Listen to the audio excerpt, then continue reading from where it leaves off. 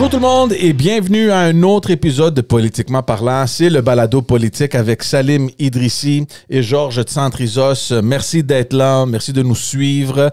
À tous ceux et celles qui se sont abonnés sur notre chaîne YouTube, un grand merci à vous. Évidemment, n'oubliez pas que vous pouvez aussi nous trouver sur toutes les plateformes audio. On est sur Spotify, Apple Podcasts, on est sur Amazon, on est sur Facebook, on est sur tous les réseaux sociaux aussi. N'oubliez pas non plus que on a un tout petit magasin sur notre chaîne YouTube que vous pouvez aller visiter et vous procurer de petites affaires fun du podcast. On a des tasses de café, on a des blocs-notes, des cahiers, des vêtements, plein d'affaires que je suis sûr que vous allez aimer. Si vous voulez nous aider, évidemment. Sinon, continuez à nous suivre, à nous écouter et à partager notre contenu. Salim, comment ça va? Écoute, ça va bien, mais je t'avoue que on commence à fatiguer un petit peu. On voit à l'horizon les fêtes s'en venir, puis peut-être passer un peu de temps en famille. Là, la température a commencé à baisser. Donc, ça vient jouer à la fois sur le physique et le psychologique. Ouais, c'est ça, exact. Ça fait pas étrange un peu d'être juste nous deux parce qu'on a tellement été habitués les dernières semaines à voir des invités. Puis, ça s'est bien passé, évidemment. Là, on a vu les résultats sur tous les réseaux sociaux, les gens qui étaient très engagés avec le contenu qu'on mettait, puis ça va super bien. Moi, je sais pas pour toi, mais moi, je suis très content. Ben oui, moi aussi, puis d'autant plus que, juste pour rappel, dans les derniers épisodes, on a fait une série de candidats à la course à la direction du Parti libéral du Québec. Donc, on a eu Fred Beauchemin, on a eu Charles Milliard, on a eu Marc Bélanger, on a eu Denis Coderre, et son équipe me l'a confirmé. Nous allons recevoir aussi Pablo Rodriguez prochainement, là, dès que l'agenda va le permettre. Et entre-temps, on a eu aussi un superbe épisode avec le maire de Québec, Monsieur Bruno Marchand. C'était bien intéressant, beaucoup d'échanges, c'était bien agréable. Puis certainement, étant donné qu'on rentre dans une année préélectorale au niveau municipal, on a déjà reçu quelques maires-mairesses, là, notamment de Laval et de Longueuil. Mm-hmm. Et probablement qu'on va poursuivre ça. Probablement aussi avec des aspirants maires et mairesses, hein? Donc pas nécessairement juste ceux qui sont élus actuellement, mais des personnes qui se voient remplacer ou succéder à ceux qui sont déjà ici en place. Ça va être, 2025, pour ceux qui nous écoutent, là, nous, on prépare un peu la prochaine année. Ça a super bien été cette année, donc évidemment. Puis on a tout vous à remercier pour ça. Ça a été une superbe année pour le balado. Donc là, on regarde un peu dans 2025, qu'est-ce qu'on veut, qu'est-ce qui s'en vient, puis qu'est-ce qu'on veut faire, etc. Et ça va être une année de fou. 2025, on parle de la campagne leadership du Parti libéral du Québec, une potentielle campagne au fédéral, les élections municipales. Ça va bouger beaucoup de 2025. Alors, 2025 au fédéral, c'est pas potentiel. On le sait qu'il va y avoir des élections. Potentiel dans le sens, on ne sait pas si ça va être au printemps. Est-ce que ça va être plus vers l'automne? Exactement. Je te dis, honnêtement, ça va être quelque chose parce que, est-ce qu'elles vont être concomitantes aux élections municipales au Québec ou concomitantes aux élections provinciales en Ontario, qui voudrait dire aussi en même temps que la chefferie du Parti libéral du Québec. Il va y avoir pas mal de choses. Puis au-delà, bien sûr, de ça, et de toute évidence, il y a l'actualité politique régulière qui va se poursuivre, les sessions parlementaires. Là, à Québec et Ottawa, c'est en train de terminer. À Québec, c'est aujourd'hui d'ailleurs même que ça termine. Puis ça va bien sûr reprendre un peu plus tard, là, en début d'année. Ça va être bien intéressant. Entre-temps, et aujourd'hui, on n'a pas d'invité. Ça nous permet de souffler. Ça nous permet aussi d'avoir le fun de discuter juste entre nous de certains sujets. Puis l'actualité, quand même, là, dans les dernières semaines, était pleine. On pourrait parler de bien des choses sur la scène fédérale comme provinciale. Puis là, on s'est dit qu'on allait choisir quand même un peu le fédéral pour cette fois-ci. Mais c'est parce que c'est là où ça bougeait beaucoup. Hein? On a vu évidemment toute la vague, puis tout ce qui s'est passé avec l'élection de Donald Trump aux États-Unis. Là, M. Trump, il n'est pas encore rentré en poste. qui lance des menaces un peu partout dans le monde. Et dans ces menaces-là, ben, ça affecte le Canada puis le Mexique. On parle évidemment des tarifs douaniers qu'il veut imposer. On parle d'une augmentation de 25% sur tout ce qui rentre aux États-Unis. Évidemment, moi, Salim, je suis pas un expert là-dessus, là, sur les ententes de libre-échange et tout ça, mais je suis pas convaincu que M. Trump n'est pas au courant que ça va l'affecter aussi. Donc, c'est sûr et certain que de lancer un 25% comme ça, c'est une tactique de négociation, peut-être, on ne sait pas. Donc, tout ça est dans le jeu. Mais on voit à quel point, immédiatement, là, tout de suite, aussitôt qu'il a ouvert sa bouche puis a dit cette affaire-là, ça a déstabilisé tout le monde, là, partout. Ben oui, ben partout. Et je te dirais principalement, bien sûr, Canada et Mexique pour des raisons géographiques et historiques évidentes, mais aussi en Chine, bien sûr, parce que la Chine, c'est toujours dans le collimateur de Donald Trump. Ben oui, tu fais bien de dire ça, parce qu'effectivement, arriver avec des tarifs ne veut pas juste dire faire mal à ton partenaire économique, c'est aussi parfois se faire mal soi-même. Ça, c'est très vrai. Puis et oui, tu as raison de dire que ça pourrait être une stratégie de négociation. D'ailleurs, cet automne, on a eu le plaisir de recevoir l'ancien premier ministre du Québec, Jean Charest, qui, dans les dernières semaines... Il est pas mal occupé. Il est pas mal, ouais, mais pas mal sollicité médiatiquement. Ouais. J'ai écouté un certain nombre de ses entrevues. Puis c'est intéressant parce qu'il a donné une image que je trouve assez frappante, c'est le cas de le dire. Il dit, ben, la technique Trump, c'est quoi? C'est d'arriver, de te donner un coup de bâton de baseball sur la tête. Là, une fois que tu es sonné un peu, tu fais des premières concessions. Puis après ça, la négociation, elle commence. Tu vois?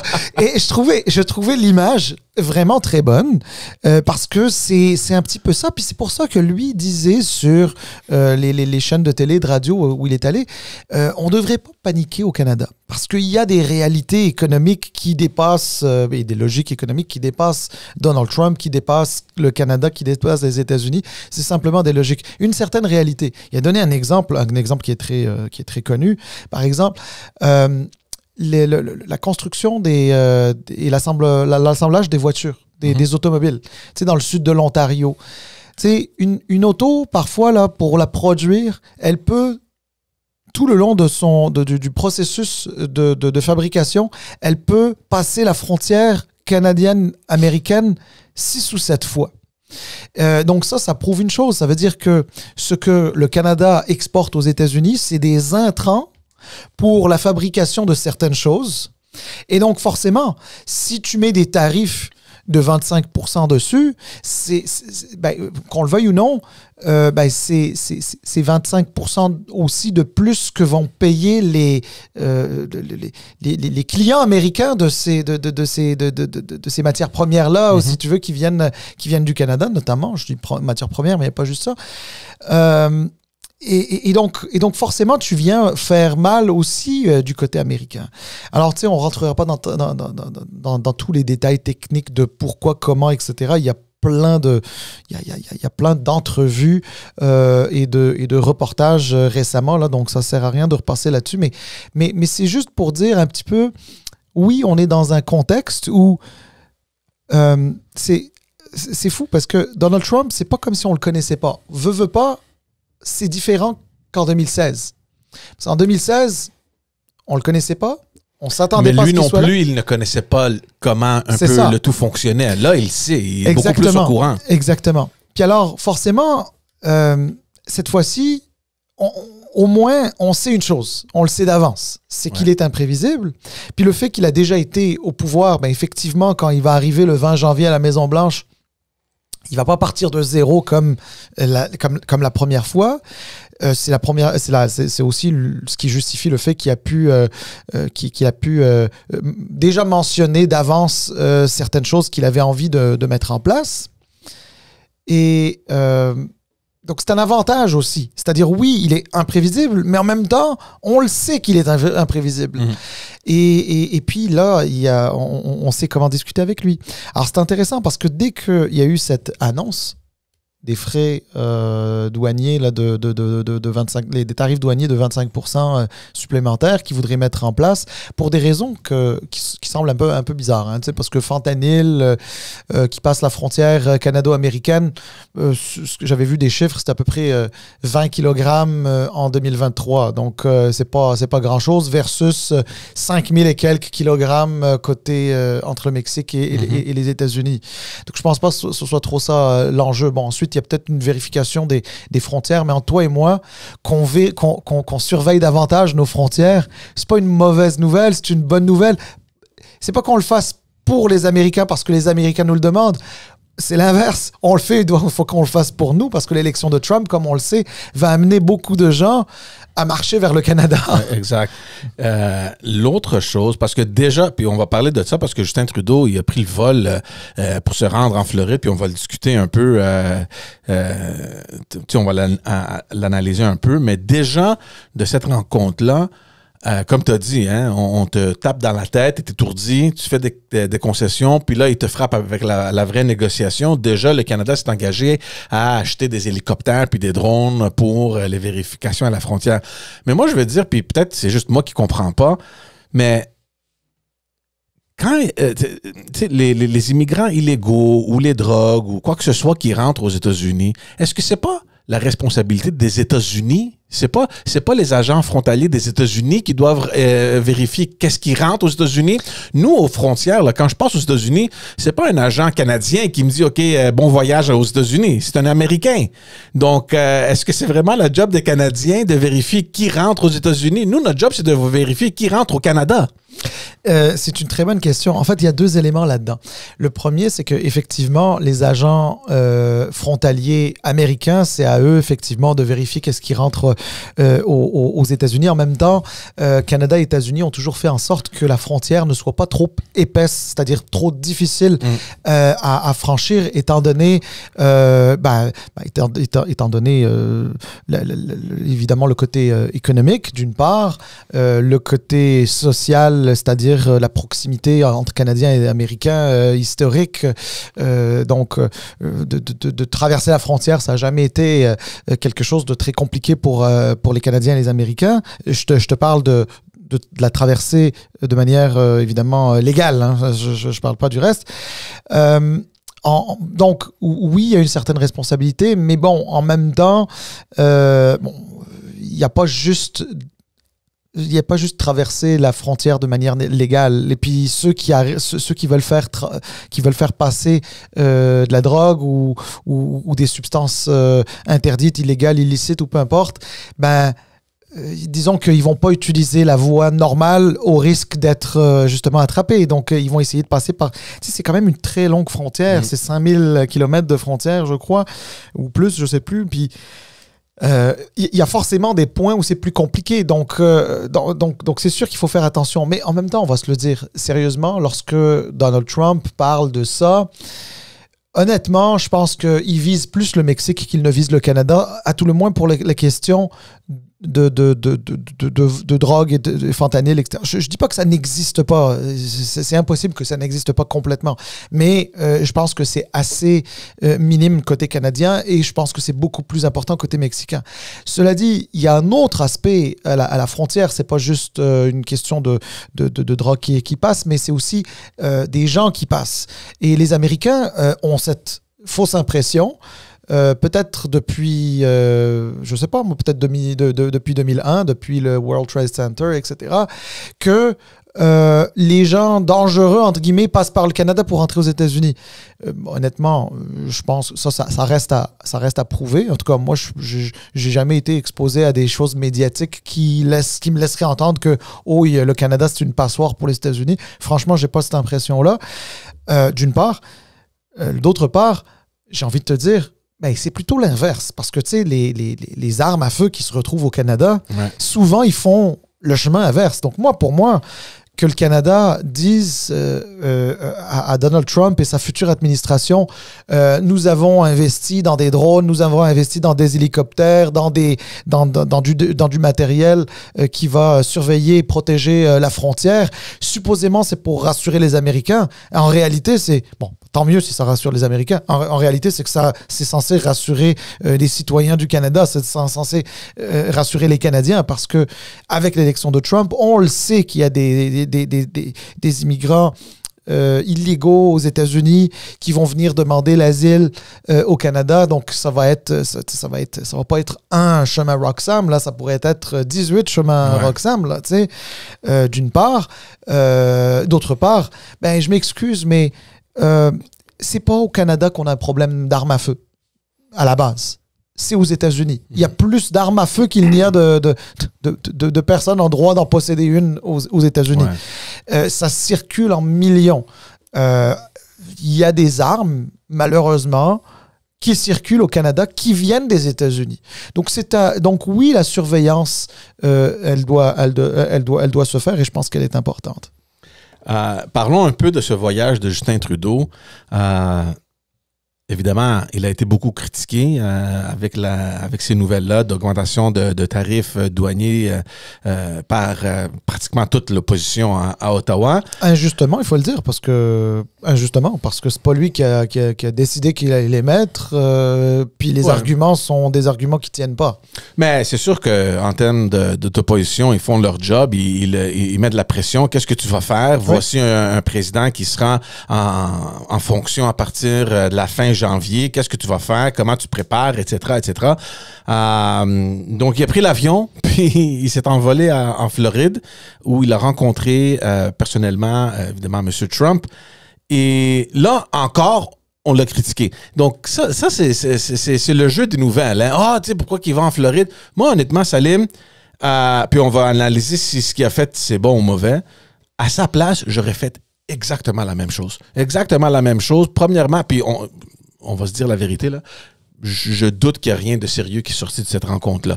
Mais du point de vue de Justin Trudeau, au moins, tu peux regarder ton opposition et dire, guys, relaxez, j'ai fait la chose responsable, puis tu sais, je suis allé cogner à sa porte. Assoyons-nous, discutons un peu, calmons un peu les esprits. Moi, je veux retourner au Canada et mettre à jour les leaders de mes oppositions. On va discuter, voici ce qui a été mis sur la table, voici ce qu'on va faire, on va faire un plan. Donc, pour lui, juste en termes de PR, là, tu sais, de relations publiques, je pense une grande victoire pour lui. Ben, là, à savoir s'il y a quelque chose qui est sorti de cette rencontre-là, je doute ça, puis on va l'analyser tantôt. Ben, honnêtement, moi, je pense que c'est plus que juste une opération de relations publiques. Ce qui s'est passé, c'est que, en tout cas, si ce qui est rapporté par les médias est vrai, mais ça semble pas avoir été démenti, puis il y a plusieurs sources qui rapportent ça. Lorsque Donald Trump a annoncé qu'il avait l'intention d'imposer des tarifs douaniers de 25%, dans les heures qui ont suivi, M. Trudeau a appelé M. Trump et qu'il l'a invité à venir à Mar-a-Lago. Okay. Il avait demandé juste que ça reste discret, etc. Là, je pense. Bon, je me souviens plus des détails, mais en tout cas, c'est très bien expliqué là, dans les journaux et dans les médias de manière générale. Et M. Trudeau s'est rendu là-bas. S'est rendu là-bas pour le rencontrer. Oui, c'était dans un cadre plus ou moins formel, donc, mais qu'on le veuille ou non, il est le président élu, il n'est pas le président en exercice. M. Trudeau avait l'opportunité d'aller le rencontrer, d'aller parler avec lui, d'aller lui expliquer un certain nombre d'affaires et de lier ou de créer des premiers liens avec les gens qui vont constituer l'administration Trump. Le secrétaire au commerce, le secrétaire d'État, enfin les futurs, là, évidemment, là, qui prendront... C'est quand même spécial, Salim, parce que comme tu mentionnes, on a un premier ministre canadien qui se rend aux États-Unis et au lieu d'aller voir le président, qui est le chef d'État, on est allé voir un président élu. Ça démontre juste, pour tous ceux qui nous écoutent, là, toute l'attention que Donald Trump émet. C'est indéniable ce que tu dis. C'est une remarque qui est tout à fait pertinente. C'est-à-dire que, d'ailleurs, je crois que c'est jamais arrivé auparavant. Est-ce que tu peux croiser un président élu avant qu'il rentre en exercice dans des trucs un peu protocolaires, etc. C'est quasiment par accident, oui. Mais de faire une rencontre semi-formelle, je dis semi-formelle, il ne voulait pas la faire formelle parce que c'est pas lui le président, mais semi-formelle parce que c'est quand même lui qui va être président pour les 4 prochaines années. D'avoir l'opportunité d'aller le rencontrer, d'essayer d'un peu l'influencer, lui expliquer certaines choses, recoller des morceaux s'il y en avait certains qui étaient cassés. Là, on le sait que M. Trump n'est pas un grand fan de M. Trudeau et vice-versa. Et puis d'établir des premiers liens avec son administration.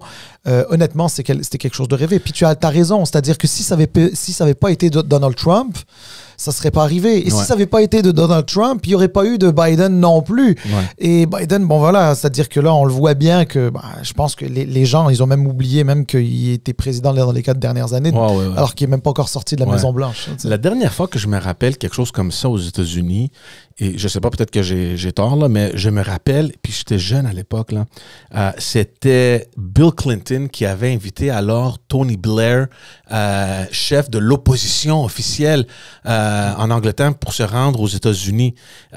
Puis ça a fait toute une affaire. Puis je me rappelle de ça, c'était comme, pourquoi est-ce que Bill Clinton invite le leader de l'opposition en Angleterre, au Royaume-Uni?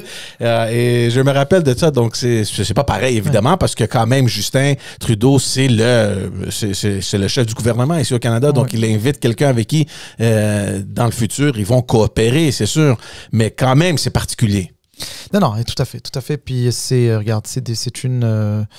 comment je vais te dire ça? C'est une...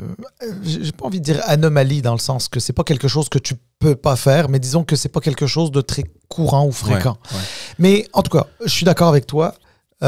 Justin Trudeau a fait ce qu'il avait à faire. Tu peux pas avoir cette opportunité-là et de pas la saisir. Puis honnêtement, il l'a saisi.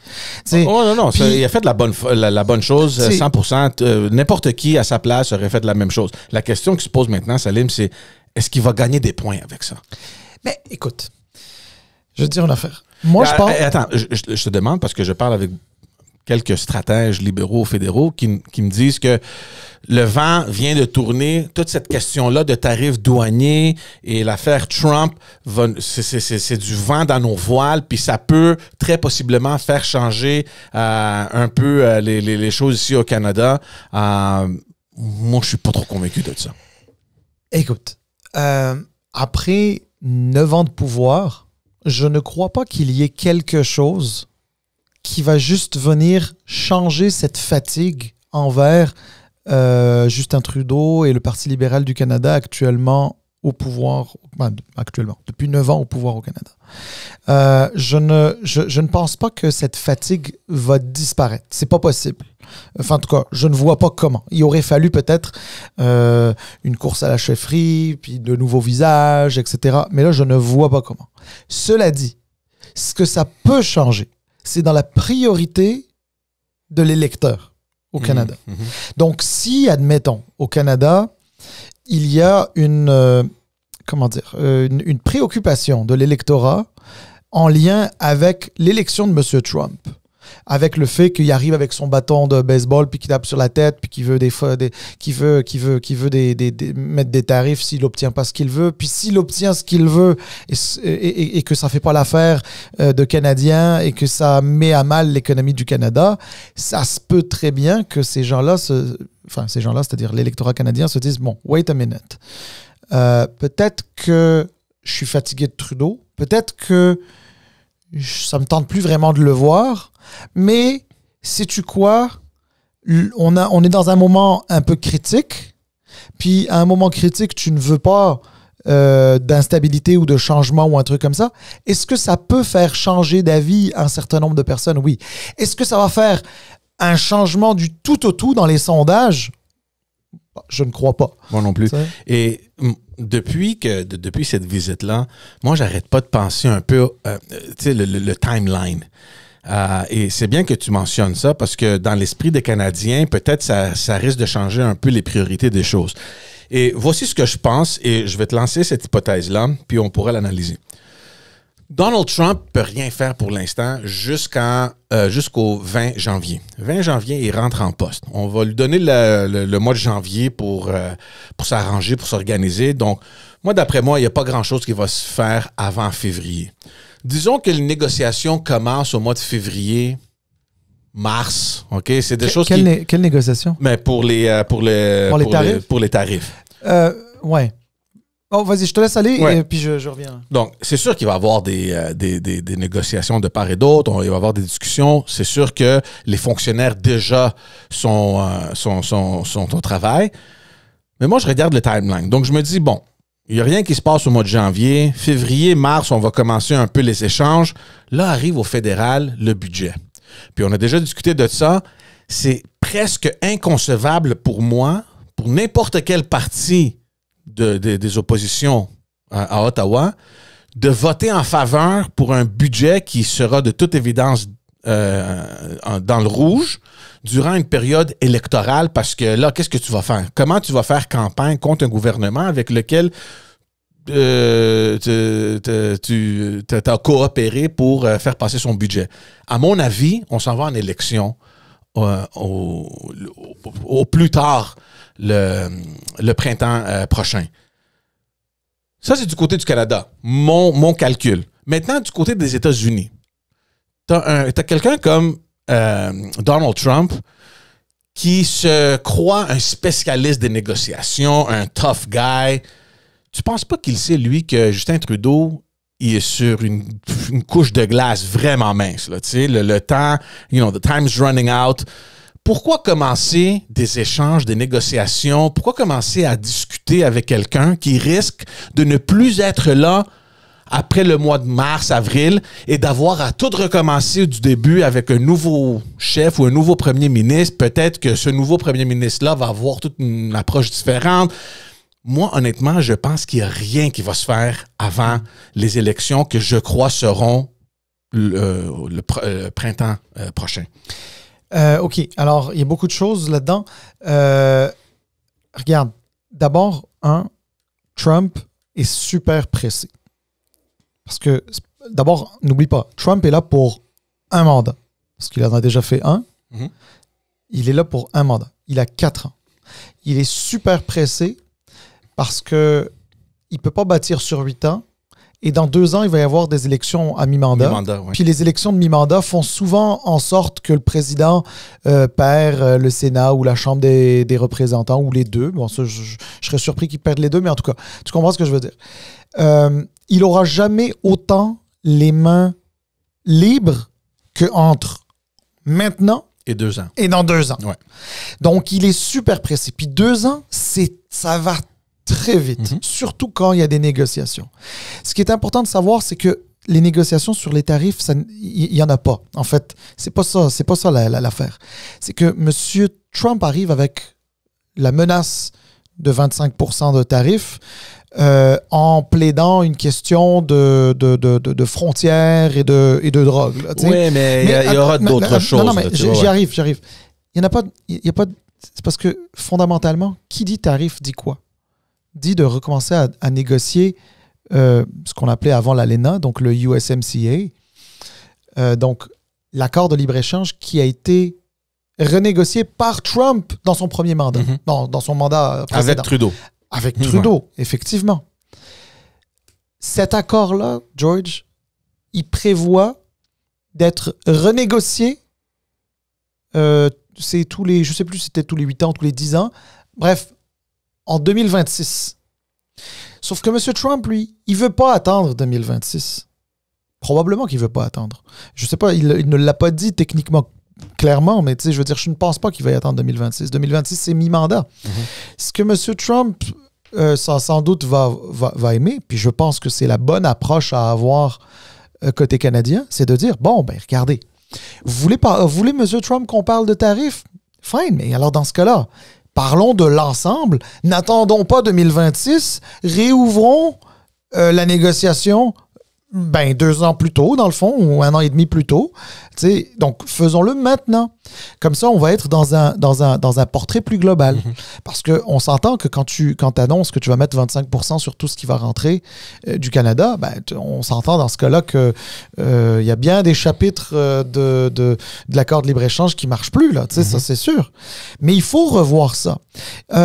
Bon, tu sais, qu'on commence le 20 janvier ou le 8 février, ça c'est pas trop le point. Maintenant, si je vais sur ce que tu disais, dans le fond, c'est est-ce que pour M. Trump, ça vaut la peine de parler avec M. Trudeau? 100%. D'abord, parce que s'il y a quelque chose à mettre en place, il faut le mettre maintenant. Tu sais, c'est avec le gouvernement du Canada. C'est pas avec Justin Trudeau que tu t'entends, mais c'est avec le gouvernement du Canada. Le gouvernement du Canada, tant que M. Trudeau est là, c'est lui qui le mène. Donc, tu entames les choses. Quand monsieur Poilievre gagnera les élections, s'il les gagne, mais selon toute vraisemblance, il devrait, à ce moment-là, monsieur Poilievre mettra sa couleur et les Américains s'adapteront à cette nouvelle couleur. Mais d'ici là, oui, il est obligé de parler avec monsieur Trudeau, même s'il sait que c'est une fin de règne, que ça sent tout du moins une fin de règne. Oui, il est obligé à ce niveau-là. Et si c'est pas lui directement, ils sont pas obligés diplomatiquement d'avoir, eux, des relations nécessairement directes, mais les deux administrations, c'est sûr qu'elles doivent travailler ensemble. Autre chose, M. Trudeau, on peut bien vouloir penser ou croire qu'il perd les prochaines élections. Tant qu'il les a pas perdues, il ne les a pas perdues. Et qui nous dit qu'il pourrait pas y avoir quelque chose dans l'actualité, bonne ou mauvaise, qui pourrait amener les Canadiens à reconduire M. Trudeau? Tu sais, je veux dire, on peut pas à ce niveau-ci de la politique, on peut pas exclure des scénarios comme celui-ci, tu sais.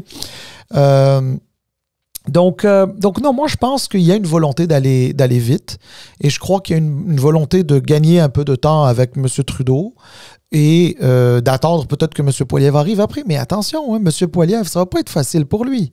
Parce que si M. Poilievre, idéologiquement, est peut-être un peu plus proche de M. Trump, puis là, j'essaye pas de faire d'amalgame, là, je veux juste dire que, voilà, le parti de M. Trump, c'est les conservateurs américains. Donc, forcément, de l'autre bord, t'as des conservateurs canadiens. Mais attention, c'est pas le même type d'approche économique. Monsieur Poilievre, il est pour faire de la business quand Monsieur Trump, il dit « Moi, si je gagne pas et que tu perds pas, j'ai pas envie de faire de la business. » Donc, on fait de la business seulement si je gagne plus que toi et de loin. Là. Sinon, ça sert à rien. Et ça va pas être facile, parce que, étant donné qu'ils sont censés être plus proches, idéologiquement parlant, mais en même temps, ils vont pas voir la négociation de la même façon. Puis M. Poilievre va devoir être fort, va devoir être tough, va devoir critiquer aussi l'administration américaine. Et pas juste leur plaire parce que c'est nos amis conservateurs de l'autre bord de la frontière. Là. Ouais. Ça va être intéressant. Puis, je sais pas. Moi, tu sais, les premiers mois là, de la nouvelle année vont être critiques. Tant pour les relations Canada-États-Unis, mais aussi pour évaluer si on s'en va en élection ou non. T'sais. Puis on l'a dit ici, moi, ça m'étonne toujours, là, puis j'ai toujours tort là-dessus. Parce que si c'était pour écouter mon avis à moi, on aurait déjà eu l'élection. Combien de fois est-ce qu'on a dit on s'en va en élection, là? Ça s'en vient. Dans 2 mois, là, on s'en va aux urnes. Non, avant Noël, on s'en va aux urnes. Mais ça se peut que ça aille jusqu'au bout. Hein. Tu sais que ça pourrait aller jusqu'au bout. Ce serait d'ailleurs je pense, un record qu'un gouvernement minoritaire fasse toute la législature, pardon. Harper, il n'a pas fait quand il était minoritaire les 4 ans? Non. Une fois, il les a déclenchés. Les 2 fois, d'ailleurs, je crois qu'il les a déclenchés. La deuxième fois, ça avait duré plus longtemps, effectivement. Mais ça serait un suicide politique pour le NPD d'aller jusqu'au bout. Là. Moi, je comprends pas du côté stratégique, du côté... Je sais pas comment. Penses-tu que ça pourrait être pire pour le NPD qu'en ce moment, sincèrement? Tu sais, je veux dire... aujourd'hui, je pense pas que ça fasse... moi, à la limite, j'ai presque envie de dire pour le NPD, au contraire, ils étirent, puis ça fait leur affaire d'étirer. Là. Mais il y a de la grogne au NPD. Moi, j'ai vu une vidéo qui a été filmée dans le Parlement par un député conservateur. Il votait en chambre, puis on va le discuter tout de suite, là, tu sais, le congé de TPS de Justin Trudeau, qui en même temps voulait faire un cadeau de 250$. Donc finalement, ils les ont séparés les deux. Il y a eu 2 votes sur ces choses-là. Et dans cette vidéo-là, il y avait, je pense, 2 députés du NPD qui étaient devant là, le Jack Metzing, qui semblaient pas trop contents du vote là, qu'il allait faire. Donc je suis pas si sûr que son caucus est derrière lui là, avec cette alliance avec Justin Trudeau. Au NPD, bon, écoute, honnêtement, je saurais pas te dire. Juste une petite remarque rapide. Si un député, qu'il soit conservateur ou autre, a pris une vidéo à l'intérieur de l'enceinte du Parlement de collègues, c'est pas très correct. Parce que, je sais, mais ça, c'est une autre question. Bon, c'est une autre question parce que c'est pas vrai que dans des partis politiques, même à l'intérieur d'un même caucus, il y a des gens qui pourraient ne pas être d'accord sur des choses. C'est aussi la beauté de la politique. Hein. En même temps, là, si on était tous des moutons et on était tous d'accord, ben, on va tous se jeter ensemble du haut de la falaise, puis that's it. Là, c'est pas... Mais enfin bref, je sais que c'est pas nécessairement le sujet, mais écoute, ayant travaillé à un parlement et je trouve que c'est, en tout cas pas en tant qu'élu, tu comprendras, mais je suis un peu sensible à ces questions-là. Non, je trouve ça un peu. Je suis d'accord avec toi. Mais écoute, je n'essaierai pas d'interpréter quel est l'état d'esprit des néo-démocrates, mais chose est certaine, ils n'ont pas d'argent, ça décolle pas au niveau et de leur financement et des intentions de vote. Ils ont fait des choix qui paraissaient a priori des choix intelligents et stratégiques pour eux. Ils n'arrivent pas nécessairement à le concrétiser en gain politique et je pense que c'est la raison pour laquelle ils n'ont pas encore entre guillemets le courage de se lancer. Mais de toute façon, je crois que rendu au printemps, là, que ce soit rendu au printemps ou rendu au mois de septembre, honnêtement, il n'y a plus une grande différence. Là. Entre le printemps et l'automne, là, il y a juste l'été où il n'y a pas de... Il n'y a rien qui se passe. Il n'y a pas grand-chose qui va se passer. Ça va être un été préélectoral, donner l'occasion à tout le monde de respirer un bon coup avant une élection. C'est probablement ça qui risque de se passer. Mais avant de passer peut-être aux questions là, du 250$ et du congé de TPS, il y avait, c'était un peu ironique parce que dans le cadre un petit peu de cette rencontre entre M. Trudeau et M. Trump, il y aurait eu une blague. C'est ce que Fox News avait rapporté, puis visiblement un peu confirmé par le président lui-même, puisqu'il a fait une petite joke sur Twitter, sur X là-dessus. Sur le fait que, regardez, si nos tarifs douaniers pourraient à ce point faire du mal à l'économie de votre pays, peut-être que vous pourriez être le 51e État des États-Unis. Alors, tu sais, je sais que ça a offusqué beaucoup de monde en se disant, mais voyons donc, comment ça que M. Trudeau a dit quelque chose qui a permis à M. Trump de ridiculiser le Canada. Bon, d'abord, quand M. Trump veut ridiculiser quelqu'un, il ne demande pas la permission. C'est vrai. Donc, déjà ça, c'est de un. De deux, c'est aussi mal connaître un peu l'humour qui existe entre Canadiens et Américains, surtout entre Canadiens anglais et Américains depuis... à peu près toujours. C'est-à-dire qu'il y a toujours eu cette histoire de on va vous envahir, vous allez devenir le 51e État des États-Unis. Puis d'un autre côté, les Canadiens qui disent attention, la dernière fois que vous avez essayé de faire ça, en 1812, on vous a battu. En fait, à l'époque, c'était l'armée britannique de loyalistes. Donc, les descendants des loyalistes, c'est tous des Canadiens. Là, aujourd'hui, en 1812, le Canada moderne n'existait pas puisque c'est 1867 notre date à nous. Mais Mais bref, regarde, c'est de l'humour, puis ils étaient dans un cadre... Mais est-ce que ça t'a étonné de voir à quel point ça a été pris tellement au sérieux? Moi, je revenais pas, guys, c'est une joke. Relax. Voilà, mais non, mais c'est ça, exactement. Relax. Puis sais-tu quoi? Il y en a beaucoup dans le mouvement souverainiste qui ont repris ça, etc. Puis moi, j'étais comme, minute papillon, juste te dire une affaire, admettons, faisons de la fiction. Évidemment, on n'est même pas proche d'être là, mais faisons la fiction. Faisons la fiction de voir le Canada être intégré aux États-Unis, là, puis au lieu que les États-Unis soient 50 États, ce serait 63 États avec 10 provinces, 3 territoires. Admettons. Poussons. Est-ce qu'il y a quelqu'un qui pense que le Québec pourrait être viable là-dedans? Jamais de la vie. C'est la preuve, d'ailleurs. C'est la preuve que le Québec est tellement mieux à l'intérieur du Canada et que le Canada, comme fédération, permet au Québec de s'épanouir dans sa culture, dans sa langue, dans l'existence de son peuple, etc. Tu sais, je veux dire, alors je peux te dire que un Québec... Qu'est-ce qu'il pensait, là, que genre un 51e... C'est-à-dire qu'il y aurait une carte des États-Unis qui prendrait toute l'Amérique du Nord, puis il y aurait juste le Québec là-dedans comme pays indépendant, là. Sincèrement, bon, regarde, je te le dis, le Canada a été bâti, entre autres, par les Canadiens français, Québécois aujourd'hui. Et puis, c'est la meilleure option de son épanouissement. Alors peut-être que je vais recevoir quelques commentaires où les gens vont pas être d'accord. C'est correct. On n'est pas obligé d'être d'accord. Je vous aime pareil.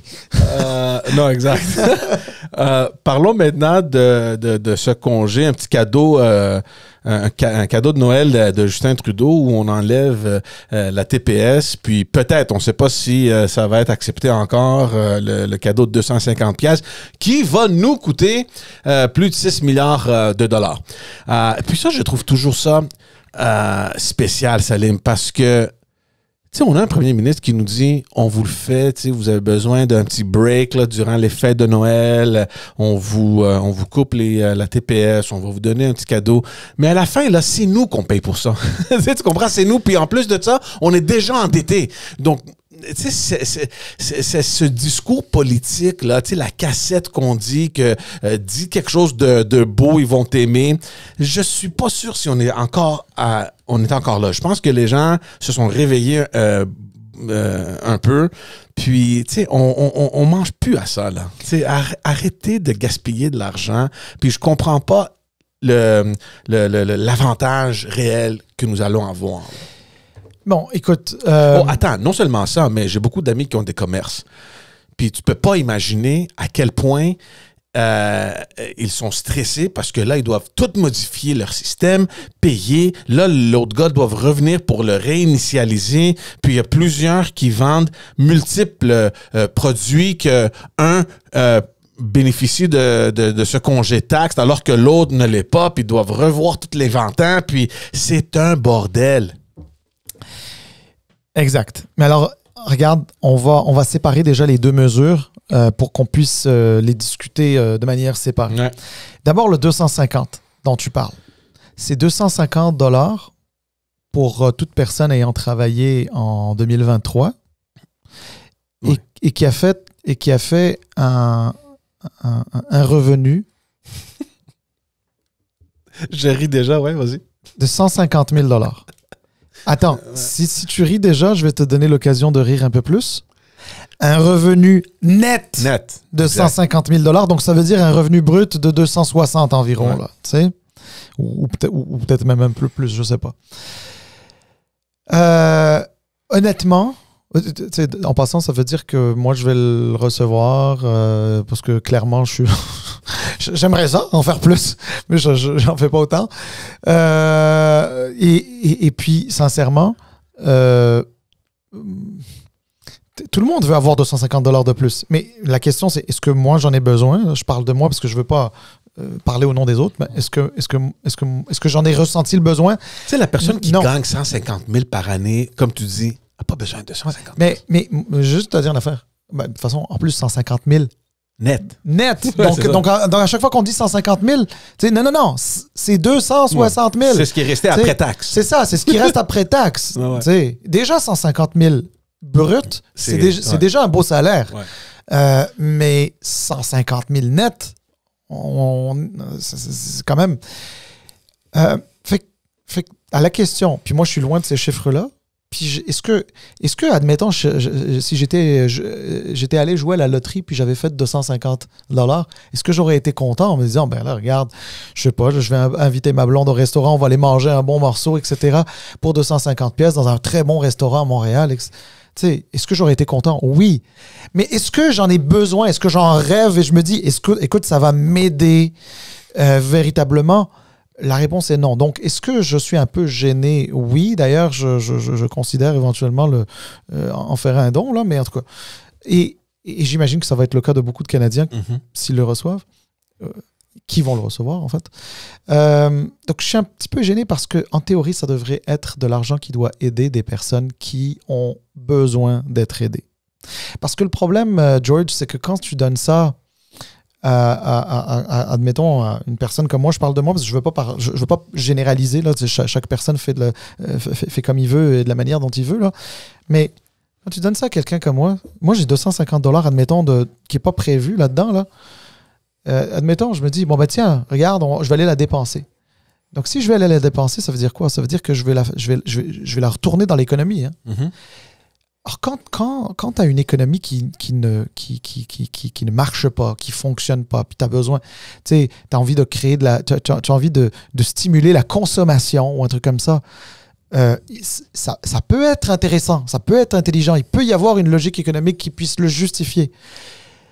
Mais quand tu viens à peine d'arrêter l'hémorragie de l'inflation, puis que tu permettes à des gens qui n'avaient pas nécessairement besoin de ce 250 $, de le dépenser, multiplie ça par le nombre de personnes à travers le Canada qui vont le dépenser, ben il y a un petit côté inflationniste. Bon, regarde, je ne suis pas économiste, quoique j'ai fait des cours d'économie, donc je suis pas en train de dire que c'est parfaitement vrai ce que je dis, mais en tout cas, c'est ma perception et ma compréhension du peu d'informations que j'ai autour de ça.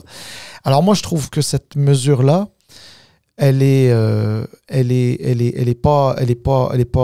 se justifie pas, sincèrement. Quant à l'autre mesure, pour moi, l'autre mesure, elle est aussi pire. Celle du congé de taxes. Parce que le congé de taxes, c'est le même montant que ne vont pas payer, dans le fond, là, le 5% de TPS, là. Des gens super riches et des gens super pauvres. Sauf que la personne super riche, quand elle paye quelque chose 100 pièces avant taxe, ce qu'elle va économiser, c'est 5 $. Ouais. Mais pour la personne qui a de la misère, là, c'est un 5 $ qui est super important parce que 5 $ pour la personne super riche, là, il voit même pas ça passer. Là. Ouais. Et donc, parce que une taxe à la consommation, c'est ce qu'on appelle en anglais une flat tax. C'est la même taxe pour tout le monde, c'est à la consommation. Et une raison pour laquelle il n'y a pas de flat tax dans les impôts, c'est-à-dire les impôts sur le revenu, c'est parce que tu veux que ce soit progressif. Mm-hmm. Et donc, ça veut dire que plus tu fais d'argent, plus tu payes d'impôts. Mmh. Moins tu fais d'argent, moins tu payes d'impôts. C'est le principe. Alors, c'est vraiment dommage. Et puis, dans un contexte comment on appelle ça, de budgétaire, avec un énorme déficit budgétaire au niveau fédéral, peut-être que ça aurait été mieux de voir ça différemment, de cibler davantage qui pourrait avoir accès à cet argent-là. Pas des gens qui font 250 et 260 000 bruts. Mm-hmm. Les aînés. Ouais. Le NPD en a parlé. Honnêtement, regarde, je l'ai souvent dit, moi ici, je n'ai pas de tendance trop NPD, là, c'est pas trop mon genre, mais bon, à un moment donné, ce qui est fair est fair, Ouais. et que ce soit le NPD ou peu importe le parti politique qui le propose, il faut le reconnaître. Puis, les aînés, c'est des gens qui sont à la retraite, qui n'ont pas de revenus d'emploi. Ils ont d'autres revenus. Ça peut être un revenu parce que, je sais pas moi, ils ont fait un placement. Ça peut être le revenu de retraite, leur pension. Ça peut être bien des choses, mais c'est pas un revenu d'emploi. Mais ce sont souvent des revenus qui sont limités, qui, pour beaucoup d'aînés, ce serait quelque chose de bien intéressant. Ça aurait été bienvenu.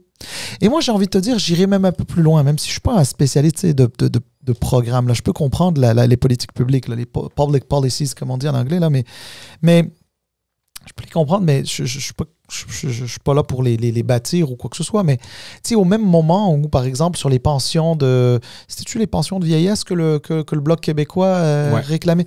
Il y avait peut-être des mesures à aller voir là. Et tu aurais pu d'ailleurs aller chercher l'adhésion du Bloc québécois là-dessus, puis essayer de faire fonctionner tout ça. En tout cas, moi, sincèrement, je ne l'ai pas trop compris. Je m'arrête là-dessus. Politiquement parlant, y a des gens qui trouvent ça le fun. Ils se posent pas trop de questions. Ils se disent juste, écoute, on en a besoin. Le gouvernement nous l'a livré. Je vais pas cracher dessus. Puis ensuite, est-ce que ça aurait pu être mieux fait? Peut-être, mais moi, je me casse pas avec la tête. J'ai d'autres chats à fouetter dans ma vie. J'ai assez de difficultés comme ça pour me poser la question. Écoute, si quelqu'un qui fait 260 000 bruts va toucher le 250 $, moi, je m'en fous. L'essentiel, c'est que moi, je le touche. Il y a des gens, c'est comme ça qu'ils pensent parce qu'ils se disent, moi, je suis dans le besoin. J'ai pas besoin de réfléchir à pourquoi d'autres personnes l'ont eu. Je veux juste l'avoir. Il y a des gens comme ça.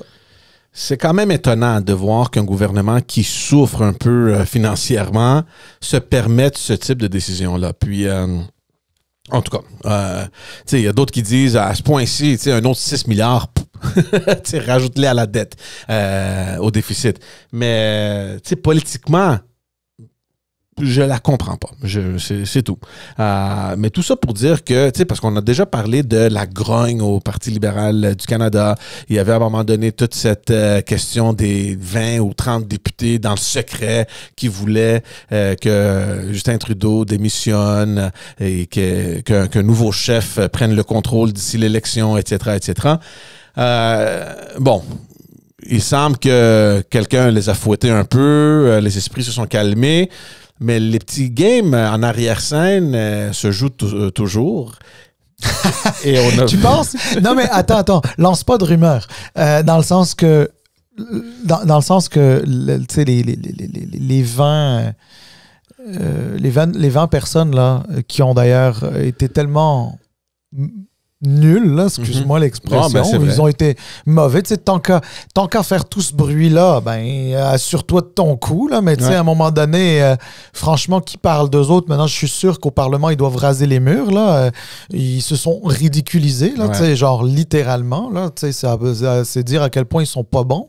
Excusez-moi, là, je les connais pas, en passant. Les 2-3 qui ont parlé, je les connais pas. Puis les autres, on sait pas. Peut-être qu'il y en a parmi eux qu'on connaît. Je sais pas. Peut-être. Mais tu vois, la beauté de pas savoir c'est qui, c'est que je dis d'emblée, franchement, ils n'ont pas été très intelligents. Ouais. Et je pense que ça explique pourquoi il les a pas choisis comme ministres. Parce que s'ils étaient brillants, ils feraient pas partie de ces 20-là. Fait que, bref, en tout cas, parenthèse fermée. Eux autres, là, on n'en entend plus parler. Donc, c'est-à-dire, je sais sur quel sujet tu veux amener, mais je pense pas que ça a un rapport avec ces vents-là. Là. Non, mais encore une fois, on ne sait pas, parce que je ne sais pas si on l'avait dit sur un épisode ou si on parlait de ça dans ma cuisine ou je ne sais pas trop quoi, là. Tu sais, ces vins-là, 30, whatever, est-ce qu'il y a quelqu'un d'autre derrière qui contrôlait un peu, tu sais, qui a mis les vins en avant, allez, fait, je sais pas, tu sais, puis là, on spécule, tu sais, on parle hypothétiquement, mais moi, je serais prêt à spéculer que derrière ce mouvement-là, peut-être qu'il y a 1-2 ministres qui ont mis un peu la machine en marche pour voir qu'est-ce que ça donnerait. Heureusement que tu as dit spéculer, parce que si tu étais prêt à parier, moi, à mon avis, à mon avis, tu aurais perdu un peu d'argent. Mais regarde, pourquoi je dis ça? C'est pas dans l'intérêt de potentiels successeurs à Justin Trudeau que de faire ça. Sincèrement, moi, je pense que les 20 là, qui se sont mis ensemble là, pour écrire une lettre que personne n'a jamais vue, c'est des personnes qui avaient besoin de lever un peu de poussière dans leur circonscription parce qu'ils sont convaincus qu'ils vont la perdre. Et s'ils n'étaient pas convaincus qu'ils allaient la perdre, ils n'auraient rien dit. Ils sont convaincus qu'ils allaient la perdre parce qu'ils sont convaincus, peut-être parce que M. Trudeau n'est pas très populaire dans leur circonscription, après 9 ans de pouvoir, après certaines décisions qui ont été prises qui n'ont peut-être pas plu, etc. Et c'est une manière d'envoyer un message à leur population. Regardez, moi là, je suis plus derrière. Moi, je suis libéral, mais je suis plus derrière M. Trudeau. Il y a des gens qui seraient capables de dire quelque chose de ce genre-là. Donc, moi, je pense que c'est plus, sincèrement, je pense que c'est plus ça. Maintenant, la question, puis là, je pense que tu peux parier, tu serais un peu plus safe.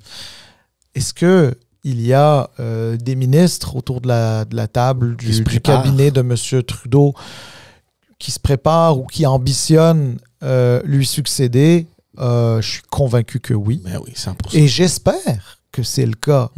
Parce qu'à chaque fois, je vais te dire, quand c'est pas le cas, ça démontre que le parti est dans un état lamentable et que là, tu dois pas... regarde, t'as pas de dauphin, t'as rien du tout. Alors, tout ça pour nous mener à quoi? À la une du New York Times? J'essayais de me rappeler si le New York Times avait déjà auparavant couvert un ministre des Affaires étrangères canadien. Je sais pas si ça a déjà été fait. C'est sûrement déjà arrivé. D'abord, le New York Times, c'est un média, c'est un journal respectable, qui voit aussi à l'extérieur des frontières américaines, ce qui n'est pas le cas de tous les médias américains. Donc, un New York Times qui est intéressé par ce qui se passe au Canada et parfois même très spécifiquement dans certaines provinces, y compris au Québec.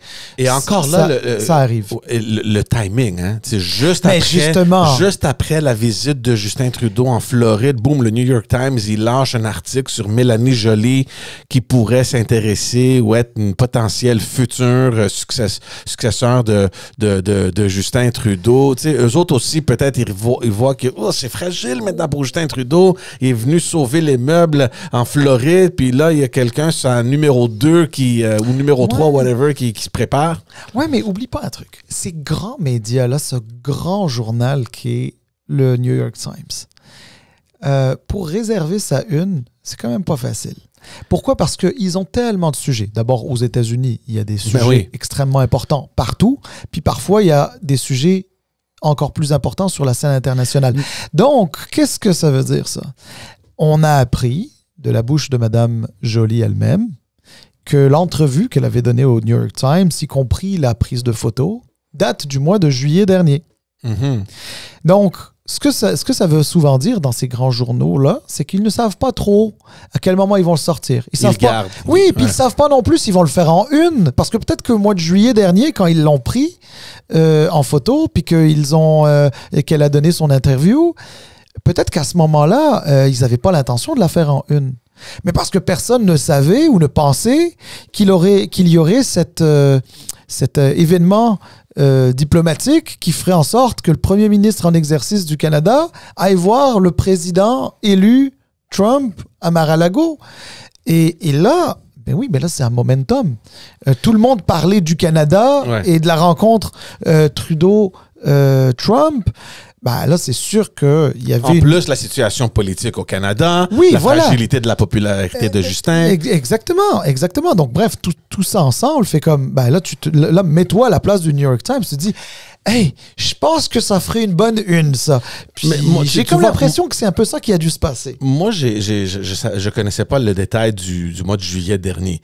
Mais là que tu l'as dit, c'est encore plus curieux de savoir. Et la question que j'avais pour toi, parce que tu as travaillé dans un cabinet et en communication, est-ce que c'est le New York Times qui a fait un appel au cabinet de Mme Joly et on s'intéresse à vous, ou c'est quelqu'un d'intelligent au cabinet qui a dit « Hey, Mélanie, ça serait bien si on puisse faire quelque chose. Tu sais, New York Times, j'ai un gros profil comme ça. » Puis si c'est le cas, le mois de juillet dernier, quand on parle de remplacement de Justin Trudeau, est-ce qu'on peut dire que la madame se prépare depuis quand même assez de temps? Bon, ça c'est une très bonne question.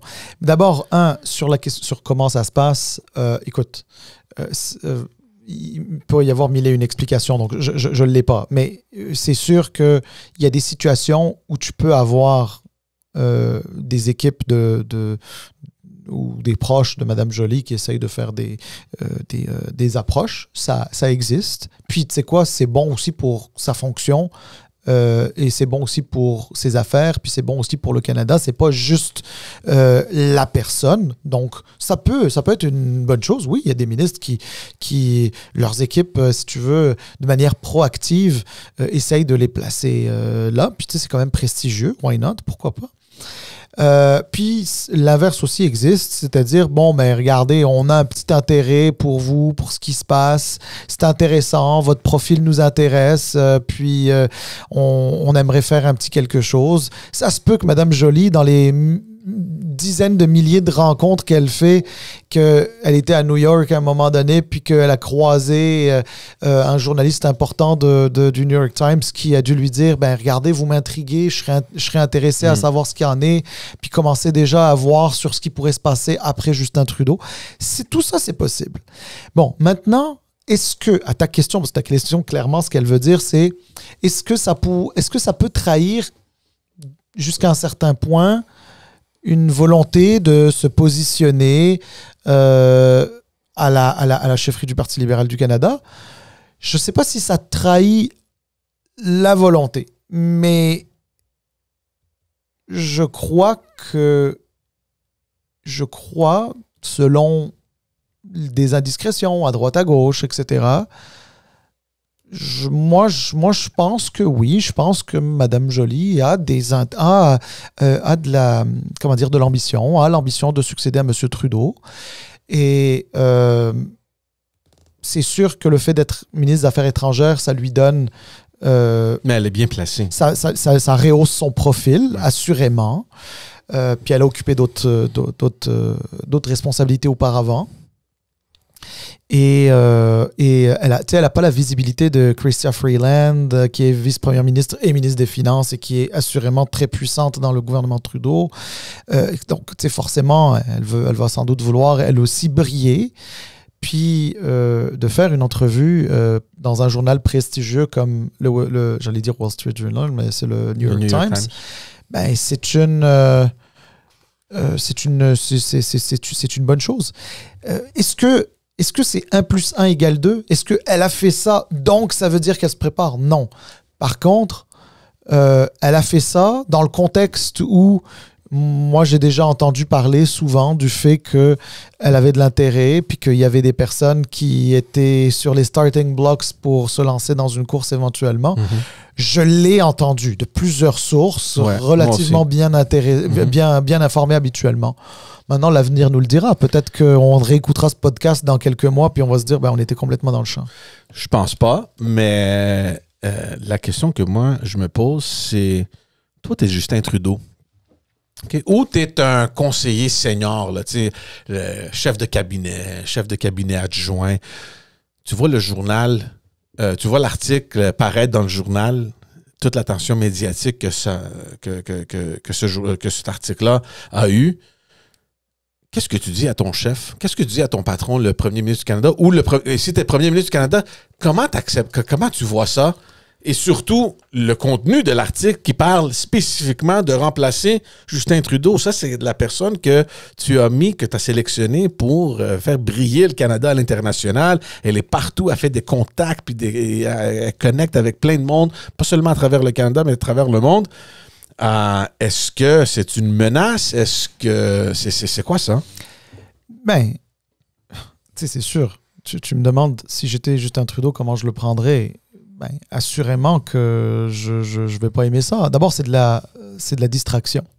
Parce que au moment où lui, il a envie de rester sur ses messages, de montrer comme quoi il est encore le capitaine à bord du navire gouvernemental, etc., ben, au lieu de parler... Et surtout après la petite tempête qu'il y a eu avec les 20-30 députés. C'est ça. Ouais. Ben, exactement, parce que évidemment, ça vient en rajouter. Ouais. Alors évidemment... évidemment, au lieu de parler de ce que tu es en train de faire, les journaux se mettent à parler de mon leadership. Tu comprends? Fait que c'est sûr que ça ne plaît pas. C'est certain que ça ne plaît pas. Mais ensuite, il y a des choses qu'on ne sait peut-être pas. Hein. C'est peut-être une entrevue qui avait peut-être été autorisée par le cabinet du premier ministre. Non, mais ça arrive. Parfois, ça peut arriver, surtout pour des médias étrangers comme ceux-là. Et puis, peut-être que le cabinet du premier ministre lui-même s'est fait avoir un petit peu en disant oui à ça. Je sais pas, hein, je veux dire, on spécule. Là. Cela dit, si on reste juste sur... Est-ce que... Si tu me poses la question, est-ce que je pense que Justin Trudeau, en ouvrant sa revue de presse ce matin-là, il était content et il a dû dire « Oh non ». Tu sais, je veux dire, c'est pas le bon timing. Non, j'ai envie... Non, mais tu sais, il a envie de rester concentré sur ses affaires. Tu sais, quand t'arrives, de toutes les manières, Justin Trudeau ou peu importe qui, que ce soit Harper avant lui ou d'autres, là, au niveau provincial, quand ça fait 9 ans que tu es au pouvoir et que tu sais que la fatigue s'installe et qu'une alternance peut arriver à la suite des élections, la seule chose que tu as à faire, c'est de rester concentré sur ta gouvernance. C'est la seule chose. Tu n'as pas la possibilité véritablement... Tu ne vas pas appuyer sur un bouton puis tu vas monter dans les sondages et que les autres vont baisser. C'est pas possible. Donc, la seule façon pour toi de soit te maintenir ou de limiter les dégâts, c'est de rester concentré sur ce que tu fais et sur tes messages et le fait que tu livres et tu laisses la distraction aux autres. Et c'est là que tu es en train de montrer que les autres font pas nécessairement, sont un peu déconnectés. Tu sais, je te donne un exemple. Il l'a très bien fait lorsqu'il est allé à Mar-a-Lago. Justement, on en parlait plus tôt. Il l'a très bien fait quand il est allé à Mar-a-Lago. Il montrait comme quoi il était actif, qu'il est allé voir le président élu, qu'il essaye de le convaincre, d'infléchir les choses, de lui faire réaliser qu'il y a des choses qui pourraient nous faire mal comme économie intégrée, mutuellement, c'est ça, exactement. Il a très bien fait. Et le sideshow était fait par Pierre Poilievre en train de dire « Oh, mais c'est la faiblesse de Justin Trudeau, etc. » Mais oui, mais c'est parce que s'il n'était pas allé, il aurait dit de lui que c'était un faible. Là, il y va. Il dit qu'il est de lui un faible. Et d'ailleurs, c'est dommage pour M. Poilievre parce qu'il allait sur quelque chose d'intéressant, mais tu sais, on dirait qu'à un certain moment donné, il s'oublie, puis il est allé là-dessus. Alors, et c'est là, je te dirais que c'est là où un Justin Trudeau fait des gains. Il les fait lorsque lui, il reste concentré sur ce qu'il a à faire et qu'il y en a d'autres qui sont pressés, qui font le show. Dernier point peut-être sur Mélanie Joly, puis on va peut-être terminer avec ça, parce que je passais récemment avec les sondages qui sortent, qui sont pas mal désastreuses là, pour le Parti libéral du Canada et des élections potentiellement bientôt. Et puis on a discuté un peu là, ensemble les sièges qu'il a au Québec qui seront en danger. Et on parlait notamment de quelques ministres high profile québécois. Je pense à Soraya Martinez, à Stephen Guilbeault, à Jean-Yves Duclos, à Philippe-François Champagne, Mélanie Joly, tous ces ministres-là. Diane Leboutillier. Mais elle n'est pas au Québec. Oui, elle est au Québec, ouais. Ouais. Dans l'Est. Donc, non, c'est les îles de la Madeleine. C'est les îles de la Madeleine. Mais oui, dans l'Est, il y a Mme Bibeau, mais elle a décidé qu'elle ne se représentait pas. Exact. Donc, tout ce beau monde-là, aux prochaines élections, et spécifiquement pour Mélanie Joly, qui pourrait avoir des ambitions à suivre M. Trudeau, et moi, je pensais, tu n'aurais peut-être pas plus d'intérêt à voir, premièrement, à gagner ton comté, parce que je suis pas trop sûr si ces gens-là vont passer à la prochaine élection. Moi, je suis presque sûr et certain que Stephen Guilbeault, ça va retourner au Bloc.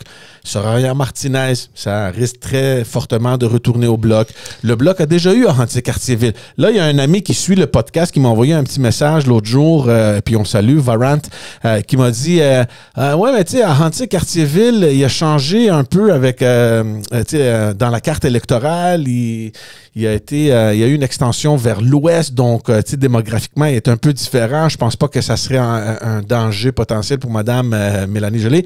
Je suis pas convaincu. Donc, moi, ça serait beaucoup plus ma priorité, regardant les sondages et la réalité sur le terrain. Je serais beaucoup plus inquiet de garder mon siège que d'aspirer à suivre Premier ministre. Écoute, je reconnais la personne qui a travaillé en bureau de circonscription pendant longtemps, donc tu fais bien de parler de ça. Mais tu sais, on va se le dire. On est sur la scène fédérale. On parle de la scène fédérale. La scène fédérale, travailler ta circonscription, c'est pas la même chose que sur la scène provinciale. Parce que la plupart des champs d'action ou des champs de compétences du fédéral, la plupart ont peu d'impact sur les citoyens. Ouais. En tout cas, pas directement. Les citoyens ne le voient pas, ne le perçoivent pas directement. Oui, mais tu as besoin quand même de travailler dans ton comté pour aller convaincre tes électeurs. Oui, non, mais je comprends. Mais c'est-à-dire, c'est quoi ta marge de manœuvre pour faire changer les choses? C'est-à-dire faire changer la tendance qui se dessine dans ta circonscription. Donc, admettons, tu es un député fédéral. Tu vois comme quoi, dans les sondages, tu tires un peu de l'arrière. Malheureusement, tu as peu de choses pour faire pencher la balance. Est-ce que tu peux faire de la visibilité, c'est-à-dire être dans le terrain, être là sur place, etc. Mais oui, mais attention, visibilité, puis tu le sais très bien, tu as fait du terrain longtemps. Si tu es sur le terrain, mais tu n'as rien à dire, puis tu n'as rien à proposer, puis tu n'as rien à améliorer, ni quoi que ce soit. Sauf que au provincial, à la limite, même quand tu es dans l'opposition, tu es capable de dire, ben là, si on est au pouvoir, on va changer telle affaire, ça va donner, ça va lever la possibilité de, je sais pas moi, mettre... il y a plein d'enjeux, l'éducation, la santé, les transports. Au fédéral, là, qu'est-ce qui touche? Immigration, qui touche pas tout le monde d'ailleurs, qui touche ceux qui sont en lien avec l'immigration. Et encore, une bonne partie de l'immigration, c'est le Québec, donc tu comprends que ça touche encore moins. Mais enfin bref, disons, il y a immigration, il y a l'assurance emploi. Donc ça, écoute, assurance emploi, ben regarde, il peut y avoir des cas de comté, mais il n'y a pas de...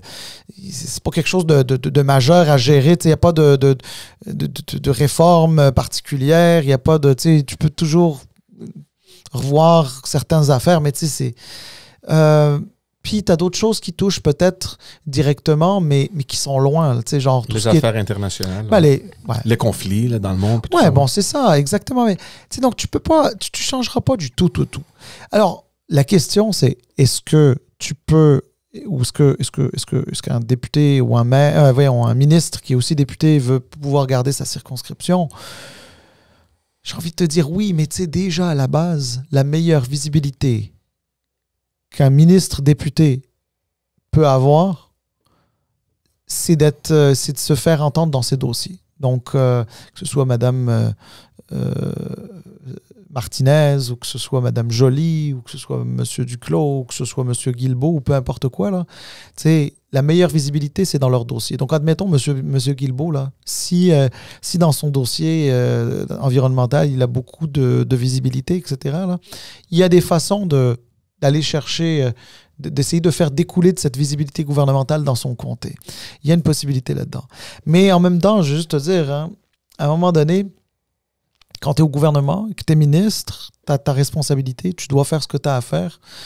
Il ne faut pas oublier que la politique, c'est pas censé être un métier. En politique, tu es de passage. Donc, tu es là aujourd'hui, tu seras plus là demain. Puis, c'est correct. C'est comme ça. Un dernier truc par rapport à ça, tu dis que toi, tu penses qu'il y a beaucoup de ces ministres-là qui pourraient perdre aux mains du Bloc. Oui, absolument. Le Bloc, s'il est assez fort, pourrait faire certains gains. Mais surtout qu'ils ont eu, ces comtés-là, déjà. Donc, il y a quand même une présence, il y a une mobilisation. Oui, mais attention, c'est aussi des comtés qu'ils ont, ils les ont eus, mais parfois, ils les ont eus il y a longtemps. Je te donne un exemple. Laurier-Sainte-Marie, qui est le comté de M. Guilbeault. Oh, ouais. Ben Okay, oui, ouais. c'était Gilles Tu Duceppe. vois, mon instinct à Mais moi, c'est Gilles oui, Duceppe. oui, mais par contre, pendant 2 mandats, il a été... Mais oui, mais Salim, 2 mandats, le Bloc était absent. Tu regardes le Bloc aujourd'hui, moi, je suis pas convaincu qu'il va pouvoir le garder, ce comté-là, ni Soraya Martinez. Oui, mais est-ce que c'est du monde qui seront suffisamment souverainistes? Est-ce que c'est du monde qui vont être... Attention, hein, c'est un comté qui est très progressiste. Puis le Bloc, le progressisme, il est à géométrie variable parce que oublie pas que le Bloc souvent a des positions qui sont similaires à celui du PQ sur les questions identitaires, où les gens dans ce coin-là ont beaucoup de difficultés avec ça. Donc, je comprends que c'est pas la même chose parce que le Bloc agit au fédéral. Mais là, rendu là, on est dans un autre débat sur la pertinence du Bloc sur la scène fédérale. Fait que, tu sais, il y a beaucoup de choses. C'est pour ça que, d'ailleurs, c'est M. Charest qui nous le disait quand il était ici. Les sondages te racontent une partie de l'histoire, mais pas toute l'histoire. Et moi, je serais même pas surpris que... il y ait, quand bien même, admettons, le gouvernement ou le Parti libéral du Canada perdent dans le reste du Canada, je ne serais pas surpris que plusieurs des ministres de M. Trudeau conservent leur tous, peut-être pas, surtout s'il y a une défaite. Généralement, quand il y a une défaite, c'est forcément que tu en as perdu. Mais je veux dire... Mais moi, je serais pas surpris que M. Guilbeault garde son comté. Je serais pas... Non, mais... Non, mais c'est intéressant. On pourra réécouter ça dans quelques mois pour... moi, je dis, je serais pas surpris. J'ai pas la vérité. C'est-à-dire, peut-être qu'il va perdre. Mais tu sais, sur la base de quoi on peut être assuré que M. Guilbeault va perdre son comté? Parce que, admettons que les gens qui suivent les questions environnementales, admettons qu'ils considèrent que M. Guilbeault n'a pas fait nécessairement une bonne job. Je le sais pas. Moi, je ne veux pas juger. Là, mais admettons. Là. Ben, ça ne veut pas dire que les gens dans son comté trouvent qu'il n'a pas fait une bonne job. Ça se peut que les gens dans leur comté trouvent qu'il en a fait une bonne. Puis en passant, moi, je juste... puisqu'on parle de M. Guilbeault, puis d'ailleurs, ce serait le fun de le recevoir ici. M. Guilbeault, oui, je connais des gens qui sont allés comme 4 comtés dans son bureau, puis il les a reçus lui-même. Chose qu'un député, parfois même d'opposition, ne fait pas, parce qu'il a des équipes qui sont là, qui s'en occupent.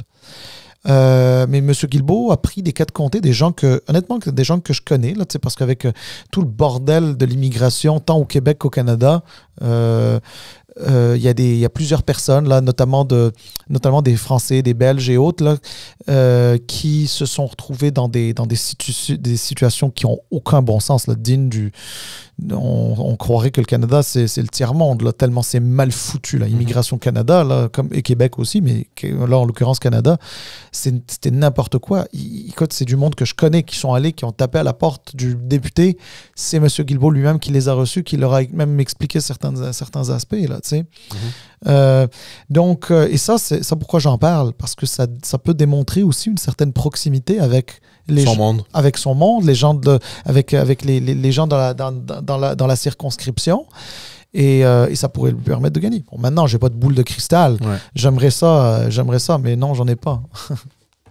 Anyway, on verra ce qui va se passer. C'est comme on a dit, 2025, ça va être une année très excitante pour les fans de la politique québécoise et canadienne.